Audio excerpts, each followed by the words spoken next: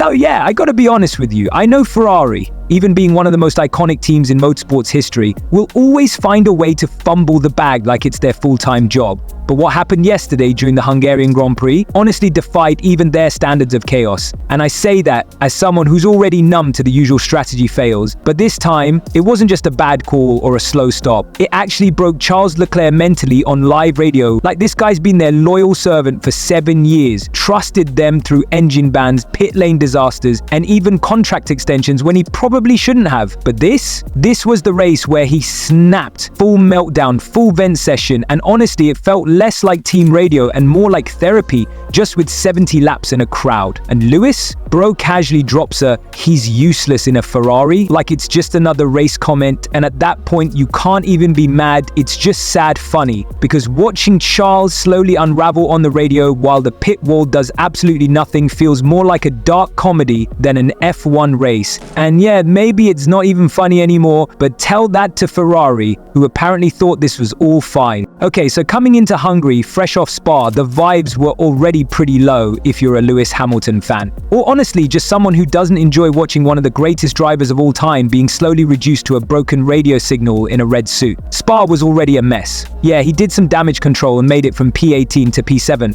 But let's not kid ourselves. Starting P18 in a Ferrari at this stage in his career isn't just painful, it's borderline offensive. Man signed up thinking he'd be chasing an 8th title with Ferrari's new era, not getting dropped out of Q1 like it's still 2014 McLaren Honda. And then we get to Hungary, the Hungaroring, Hamilton's literal kingdom. Man's won here 8 times. It's practically Lewisham Grand Prix at this point, but no, qualifying rolls around and boom, out in Q2, P12, an actual Sauber out-qualifies him in a Ferrari. You cannot make this up. Lewis, who has survived years of Mercedes political drama, I'm just useless. Like, bro, that was soul-crushing. That's not even teams not doing their job energy. That's I don't even know who I am anymore energy. And I know. We joke about Ferrari memes all the time, strategy clown show, pit wall playing Minesweeper instead of calling tire plans, all of it. But hearing Lewis say that genuinely made me go quiet for a sec. Because that wasn't a meme. That was pure hopelessness leaking out of a guy who's never let anything break him on the radio before. And then came the race, which somehow made it worse. I'm not even being dramatic when I say he started P12 and finished P12. Zero progress. Nothing. He could have skipped the race, posted a selfie from the garage, and the result would have been exactly the same. The Ferrari had no pace, no strategy, no tire magic, nothing. And it's not like he didn't try either. He was pushing, but the car gave him absolutely nothing back. Even when Max came out of the pits and forced him wide with one of those classic Verstappen elbows out overtakes, Lewis didn't even react. And post-race, when they asked him about it, silence. No drama, no passive aggression, no classic Lewis philosophical quotes about rising above, just apathy. Like he genuinely didn't care anymore, which is somehow scarier than if he'd ranted for 20 minutes. Because when Lewis stops caring, when he's not even angry at the team or disappointed in the car, that's when you know it's over. You don't have to be a Ferrari fan or even a Lewis fan to see that this isn't just a one-race thing. This is a season-long, soul-sapping disaster where one of the greatest drivers ever has basically been emotionally ghosted by his own team. Ferrari said they wanted a leader, a fighter, a champion, and then gave him a tractor and a pit wall that probably thinks undercutting means digging holes.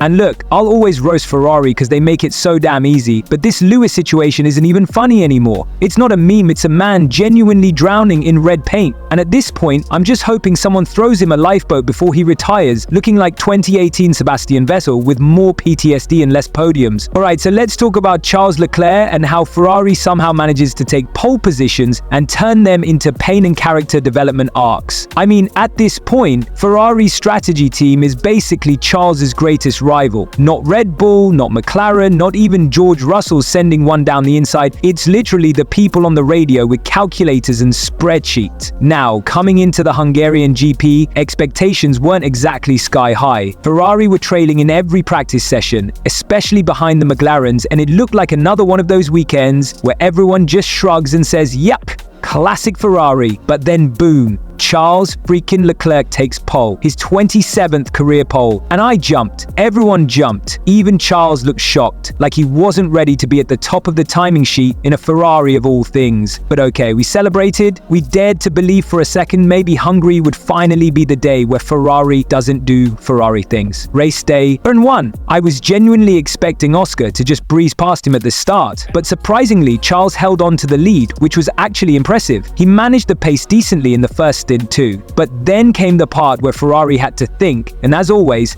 that's where the problems begin. Oscar pits to undercut him, and let's just pause here. Any normal team, like any team with a working Wi-Fi connection and a grip on race strategy, would say, alright Charles, they've gone for the undercut. You stay out and try a one-stop since the track temps are low and degradation is manageable. But Ferrari, nah. They did what they always do. They called Charles in one lap after Oscar. Now yeah, he did manage to cover Oscar off by the skin of his tires, but all that did was give Lando Norris the golden opportunity to run longer, pull off a clean one-stopper, and suddenly Charles was stuck in a two-stop race when the one-stop was clearly faster. It's like watching someone have the winning lottery ticket and then throwing it away because they think a scratch card will hit bigger. And this is where Charles started to break. During the race, after the second round of pit stops, Lando was still ahead and Oscar was catching fast. And then Charles comes on the radio and drops the most painfully honest line of the race. We need a miracle to be on the podium. And he wasn't wrong. Oscar passed him. Then George Russell, who started way down the grid, comes flying in and sends it down the inside of turn 1 like he's got something to prove. They make contact and honestly, it looked messy, but Charles just had to deal with it. He ends up finishing P4 after starting on pole. And here's the worst part. This isn't even a rare thing. Out of his 27 career pole positions, Charles has converted only 5 into wins. That's not a bad stat, that's a Ferrari stat. And it's not on him, it's on the strategy, the calls, the pit stops, the tire management, just everything around him that crumbles when it matters most. Post-race, yeah, Charles looked like a man who aged 5 years in 90 minutes. He didn't even try to sugarcoat it. You could hear the frustration in his voice, and honestly, who can blame him? Alright, so now that the Hungary Grand Prix has officially broken Charles Leclerc's spirit, Ferrari's internal GPS is still set to self-destruct mode, and Lando Norris has made back-to-back podiums look like a casual Sunday routine, we now head into the F1 summer break. Aka that 1 month where our collective dopamine hits from watching chaos on 4 wheels just vanish into thin air. Like, what are we even supposed to do now? Pretend to be normal people? Go outside? Touch grass? No thanks. But hey, at least Ferrari gave us enough drama to mentally chew on until Zandvoort. I mean, Leclerc nearly gave a TED talk on the radio mid-race, and the only consistent thing this team delivers is a complete collapse under pressure. So yeah, that's it for now. I'll be back when Max Verstappen's home crowd is launching flares before FP1 even begins. But until then, try not to lose your sanity completely, because I definitely will.